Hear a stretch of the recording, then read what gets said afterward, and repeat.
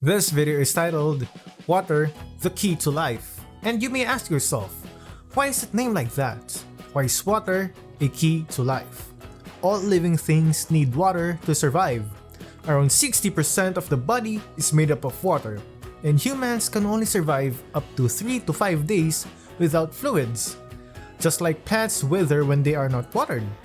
Given these conditions, this is the main reason why Earth is the only terrestrial planet, meaning life is possible to exist because there is a water supply in combination with good atmosphere and land. Water covers around 71% of the Earth's surface. However, only 0.3 is drinkable water or can be used by the world's population for their everyday living. This is because the other 99.7% are salt water. And fresh water from oceans, sea, ice caps, and other forms of water. As a result, humans have innovated different processes, technology, structure, and ways to utilize, conserve, and recycle, and prevent the shortage of water even if we have a small percent of viable drinking water. One of the reasons that different processes, technology, structure, and ways are innovated is not just for drinking purposes, but also because water is essential for social and economical aspects of the countries in the world. Now, we will go to Jamielyn for the first societal issue. Good day everyone, my name is Jamielyn Villalon and we're here to talk to you about a water resources issue that we feel is of great importance. The first societal issue that we will talk about is water pollution. As we all know, water pollution is the contamination of water in water bodies such as rivers, oceans, lakes, and swamps. Here in the Philippines, water pollution is a major problem. According to the Water Environment Partnership in Asia, or WEPA, the impacts of water pollution cost the Philippines $1.3 billion per year. The government continues to try to clean up the mess by imposing penalties on polluters, but many issues remain unresolved. According to the government monitoring data, coliform was found in up to 58% of the tested groundwater, and waterborne sources were responsible for around one-third of the illnesses seen over a 5-year period. Once water has been polluted, removing the contaminants is difficult, costly, and often impossible. 80% of global wastewater remains untreated today, comprising everything from human waste to extremely hazardous industrial waste. Furthermore, contamination of freshwater ecosystems can have an influence on fish and other wildlife's habitat and quality of life. As we all know, around 2/3 of the world is made up of water, which means that taking care of the Earth's water should be a priority for everyone. When harmful substances, often chemicals or microorganisms, contaminate the body of water, water pollution occurs. When this happens, our water quality degrades, making it toxic to humans, other living organisms, and the environment. When contamination originates from a single source, it is called point source pollution. This includes wastewater discharged by a manufacturer, leaking septic systems, chemical and oil spills, and illegal dumping. On the other hand, non-point source pollution is contamination derived from diffuse sources including agricultural or stormwater runoff. Let's discuss the different causes of water pollution. First would be agriculture. Around the world, agriculture is the leading cause of water degradation. Every time it rains, fertilizers, pesticides, and annual waste from farms and livestock operations wash nutrients and pathogens into our waterways. Second cause is sewage and wastewater. According to the United Nations, more than 80% of the world's wastewater flows back into the environment without being treated or reused. This pollution comes from our sinks, showers, and toilets, and from commercial, industrial, and agricultural activities. Oil pollution is also part of water pollution, as nearly half of the estimated 1 million tons of oil that makes its way into marine environments each year comes not from tanker spills but from land-based sources such as factories, farms, and cities. Lastly, radioactive substances generated from uranium mining, nuclear power plants, use of military weapons, as well as radioactive materials for research and medicine are also considered huge causes of water pollution. Now here are the technologies that we may employ to solve this problem.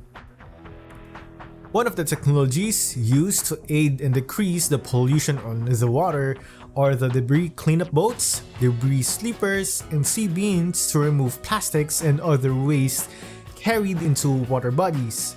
These technologies are directly utilized on different bodies of water, especially on seas and oceans where plastics and other waste are thrown. Plastics and other waste created by humans have significantly affected marine life, including fishes, turtles, and corals. This technology is one of the research studies from the UN Environmental Program International Water Management Institute offers several technological solutions to tackle one of the world's most pressing issues. According to this study, a key principle of this work is preventing untreated water, which is often packed with plastics and microplastics, from entering the environment in the first place. This technology details financially sustainable water recycling that is socially and legally acceptable and environmentally friendly. The next societal issue that we will talk about is the water scarcity.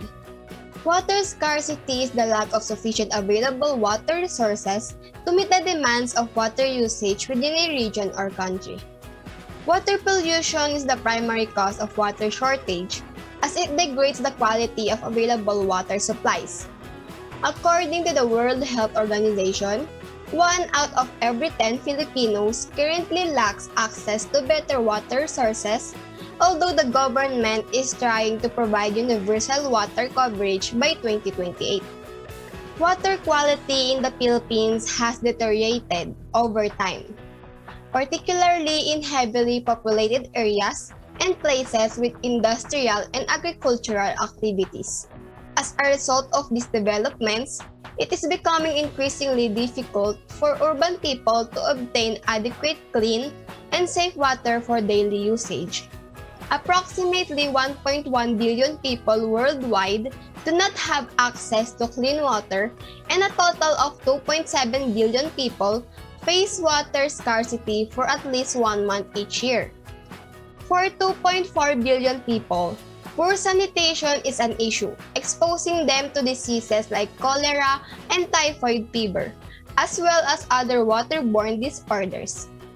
Each year, 2 million people, mostly children, die from diarrheal illnesses. This scenario will only worsen if consumption continues at its current rate.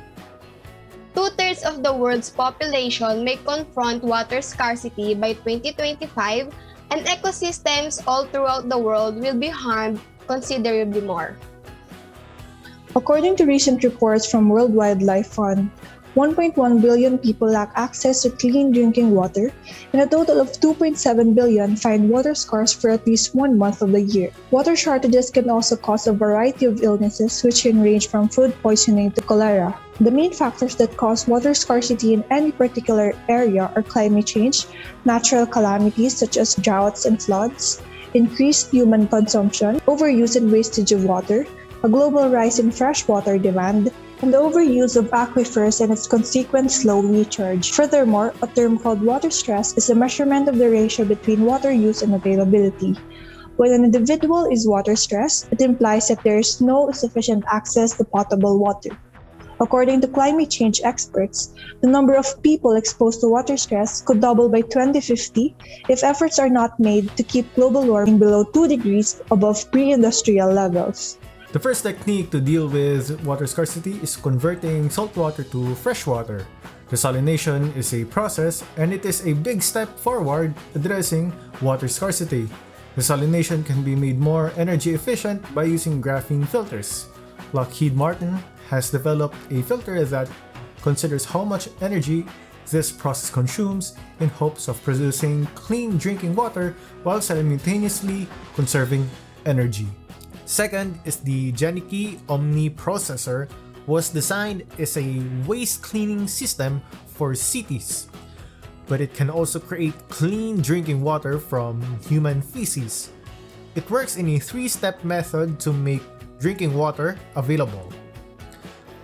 First is solid fuel combustion, second is steam power generation, and lastly is water purification are among these phases. After this, the water is fit for human consumption. Addressing societal issues based on Laudato Si. In the social encyclical Laudato Si, Pope Francis identifies 5 key problems related to water.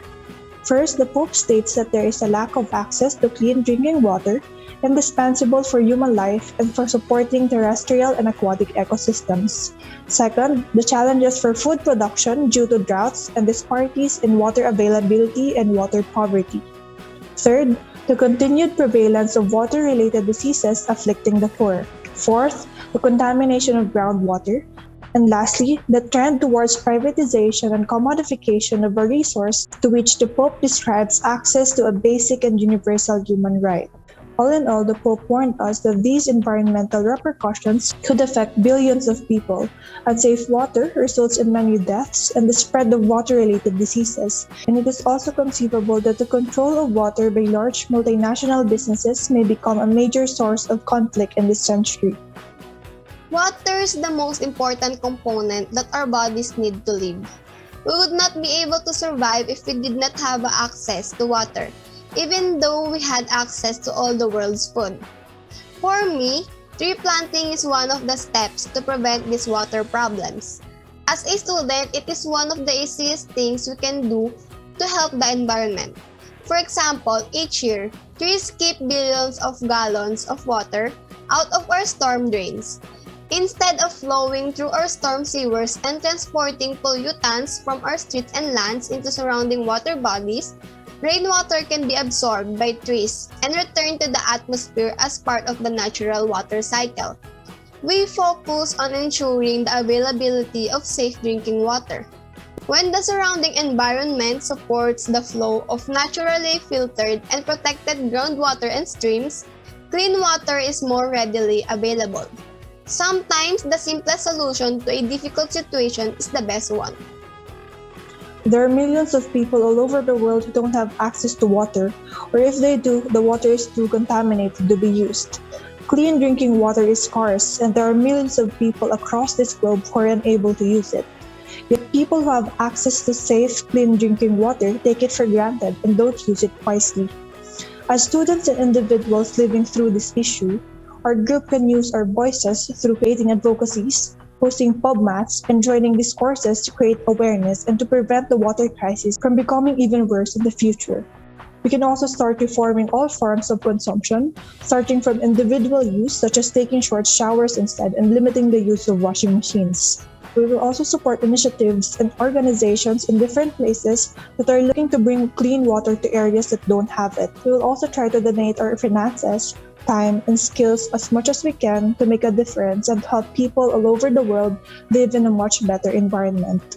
We humans are the ones who are responsible for these natural resources that we have right now, which is why it is important to preserve and take care of these by utilizing resources properly, whether in land, water, and air. As a student, the only solution we could do right now is to educate and do what we advocate to conserve and not waste water or other natural resources of the environment. In this way, we will not be able to add up to the globe's increasing problems. We could also start in the small communities we are in right now. We could conduct seminars and educate people on how to conserve water properly and be wise in using the water we have. As we bring Water Resources Societal Issue presentation to a close, we thank you for allowing us to be here today, taking your time. We hope that you learned something new and this video has given you a much clearer understanding of water, the key to life.